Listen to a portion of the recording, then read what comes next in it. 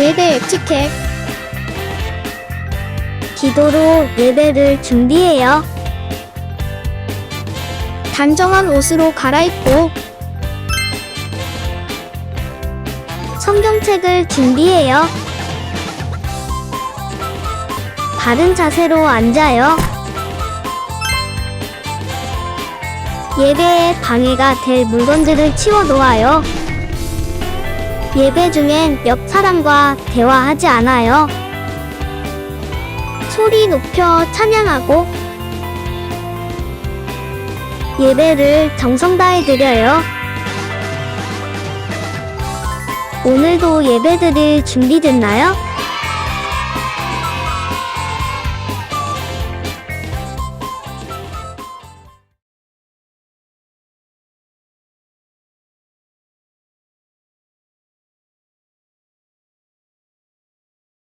안녕 친구들, 잘 지내고 있죠? 벌써 1월이 다 지나가고 있어요. 1월 마지막 주 우리 이 시간도 우리 2월을 기대하는 마음으로 하나님께 주시는 은혜에 감사하며 다 같이 예배드려요.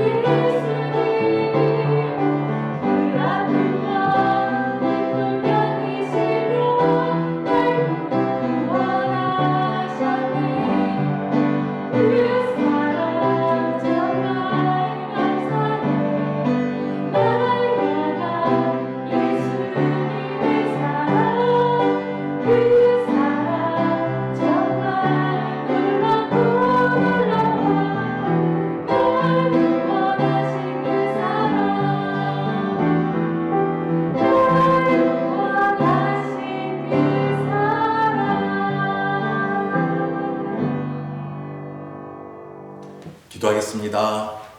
하나님 감사합니다. 오늘 또 귀한 주일 저에게 허락해 주시고 우리가 가정에서 또 집에서 TV를 보며 핸드폰을 보며 하나님께 예배를 드립니다. 우리의 모습이 하나님 보시기에 참으로 아름다운 모습 되게 해주시고 우리 선생님들과 아이들 우리 친구들이 모두 다 떨어져 있지만은 이 유튜브를 통해서 우리가 또 하나 되기를 원하고 하나 되기를 소원합니다. 하나님 우리에게 복을 주시고 우리에게 지혜를 주시고 우리 마음속에 하나님 한해지지 아니하고 온전히 하나님만을 사랑할 수 있는 귀한 마음을 허락해 주시옵소서. 오늘 거룩한 주일을 우리 마음속에 있는 하나님을 더욱더 사랑하고 오직 하나님만을 생각할 수 있는 우리 귀한 친구들이 되기를 소원합니다. 하나님 함께해 주시옵소서. 이 시간 또한 말씀을 전하실 우리 정의의 목사님에게도 지혜를 허락해 주시고 그 말씀을 전할 때마다 하나님의 능력과 은총이 더욱더 넘쳐나게 해주시고 우리 친구들도 그 말씀을 들으면서 아멘할 수 있는 귀한 은혜 내려 주시옵소서. 언제나 우리를 사랑하시고 또한 아버지 하나님 우리가 각자의 용돈에서 하나님께 또한 귀한 예물도 드립니다. 하나님 기뻐 받아주시고 우리가 하나님의 은혜를 항상 잊지 않는 우리 귀한 친구들 되게 해주시옵소서. 1월이 지나고 2월이 이제 되는데 하나님 빨리 이 코로나가 물러나고 우리가 모두 모여서 하나님께 예배 드릴 수 있는 그날이 속히 오도록 하나님 도와주시옵소서. 간절한 우리의 친구들 모두 소원을 우리 하나님께서 들어주실 믿사오며 우리를 사랑하신 예수님의 이름으로 기도드립니다. 아멘. 비전목장 친구들 안녕! 잘 지내고 있나요? 오늘이 벌써 1월의 마지막 주입니다. 시간이 정말 빠르게 지나가고 있지 않나요? 우리 친구들은 잘 지내고 있죠?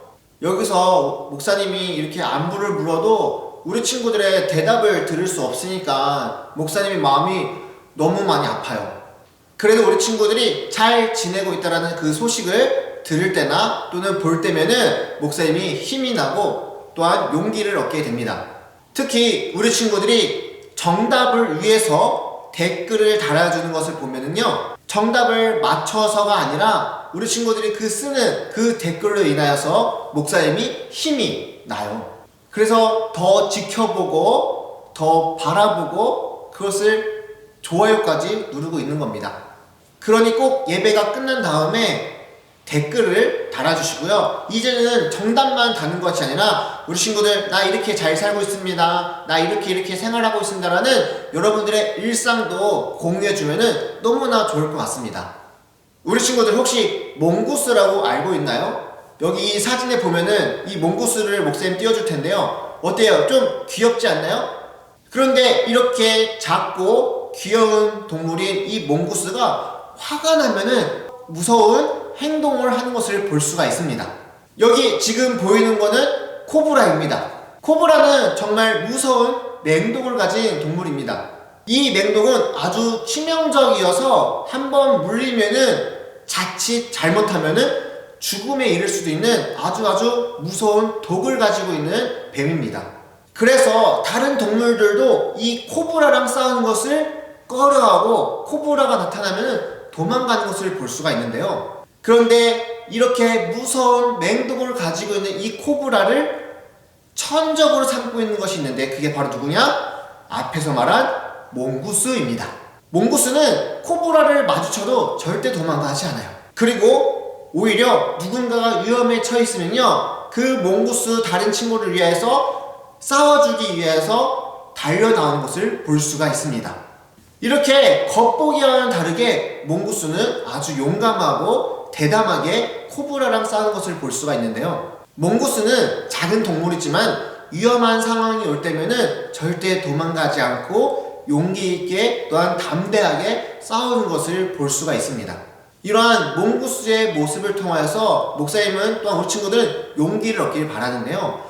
아주 어렵고 힘든 상황일지라도 도망가거나 또는 무서워서 숨어버리는 것이 아니라 용기 있게 행동했으면 좋겠습니다. 바로 이러한 용기를 우리 그리스도인들이 가져야 되는데요.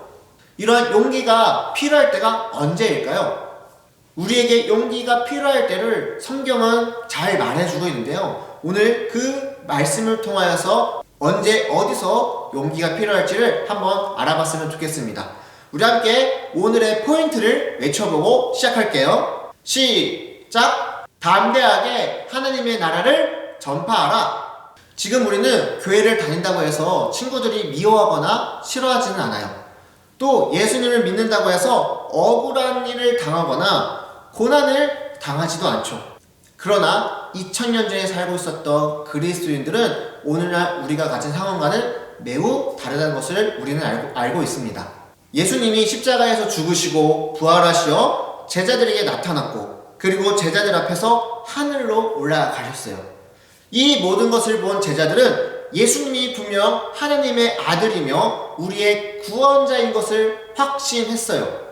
그런데 제자들이 아닌 예수님을 잘 모르는 사람들에게는 이 사실을 믿지 않았으며, 오히려 제자들을 거짓말쟁이 또는 반역자라고 생각해서 그들을 괴롭히고 힘들게 했어요. 마을에서 함께 지내던 사람들에게 괴롭힘을 당하고 쫓겨나거나 따돌림을 당했죠. 그리고 이 모든 일을 주도한 사람 중에 유명한 사람이 있었는데 그 사람의 이름이 무엇이냐? 바로 사울이라는 사람이었어요.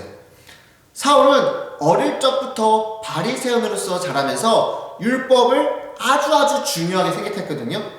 그래서 사울은 예수님을 믿는 제자들을 싫어했으며 괴롭히고 그들을 죽이기까지 했던 사람이었어요. 우리 함께 사도행전 8장 3절을 읽어볼까요? 시작! 한편 사울은 교회를 없애버리려고 집집마다 찾아다니면서 남자든 여자든 닥치는 대로 끌어내어 감옥에 넣었습니다. 사울은 어떤 행동을 했대요?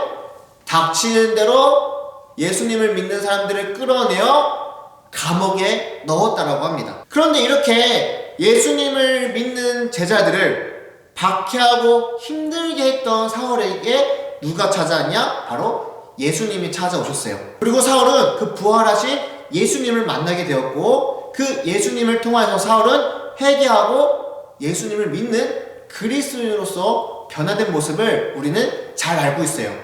그래서 사울이 이름이 바뀌어서 뭐가 돼요? 우리가 잘 알고 있는 바울이라는 사람이 됩니다.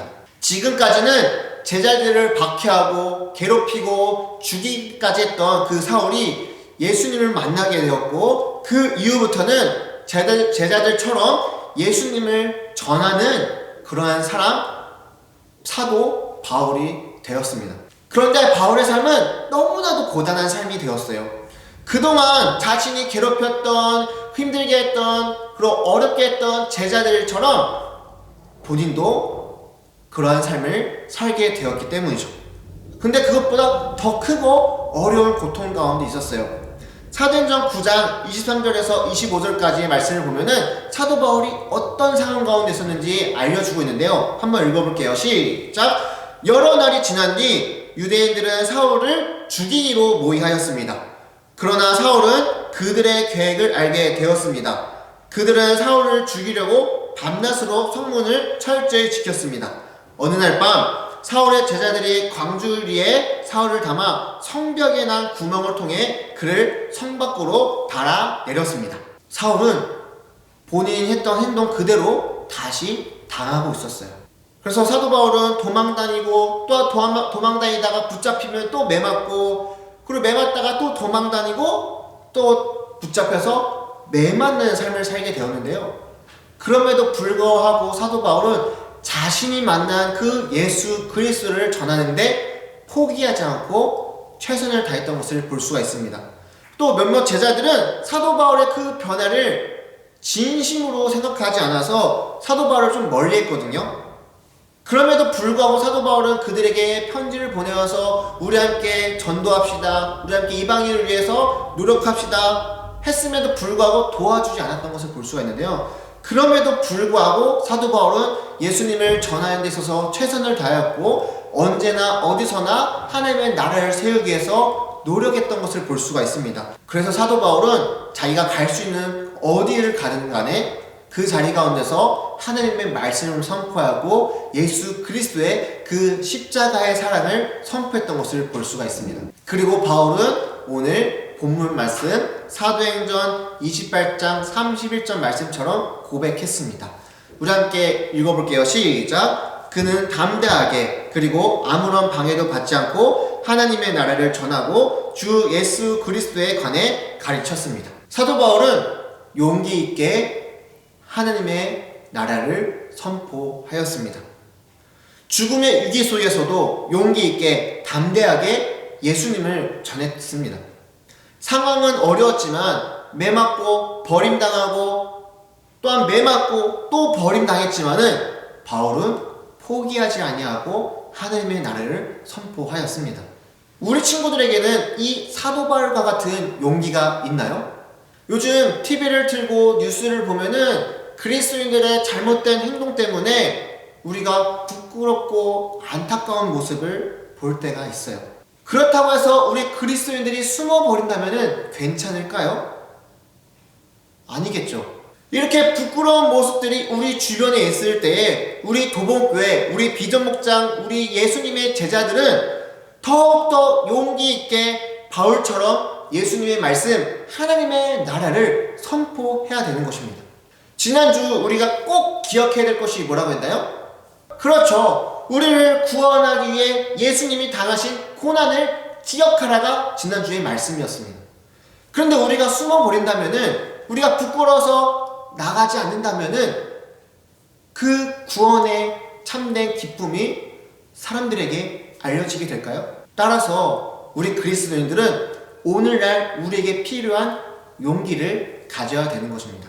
근데 그런 용기가 어떠한 용기냐? 바로 사도 바울이 가졌던 용기입니다.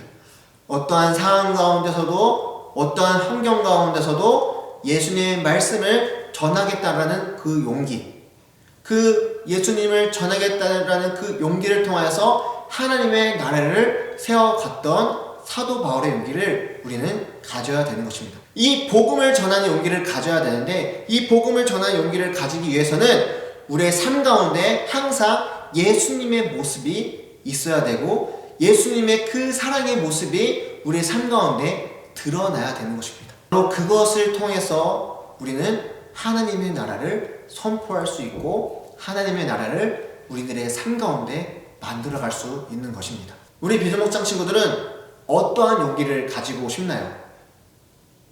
담대하게 살아가기 위해서 어떠한 용기가 필요할까요? 그것은 바로 복음을 전하겠다라는 사도 바울과 같은 용기를 가져야 되는 것입니다.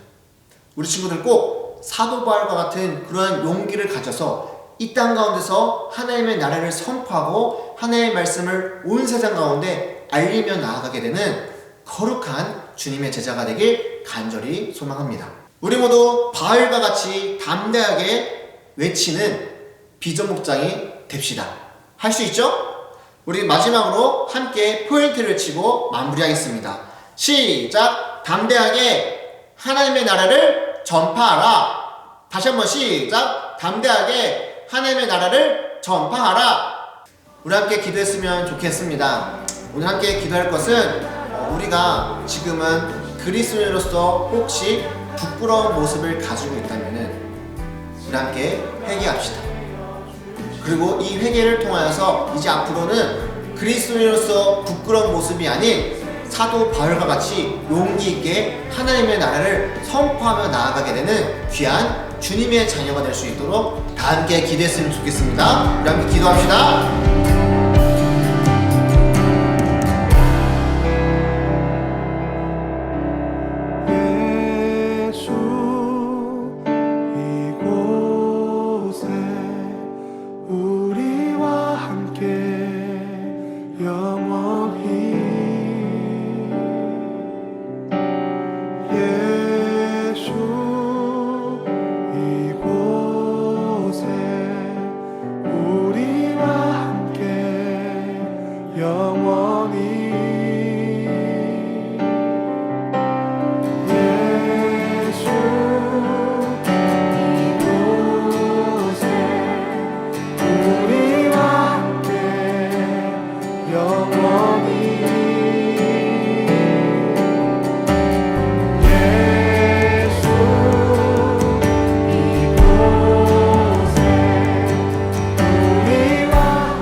사랑의 아버지 하나님 감사합니다. 오늘 말씀을 통하여서 우리에게 필요한 용기가 무엇인지 다시 한번 보게 됩니다.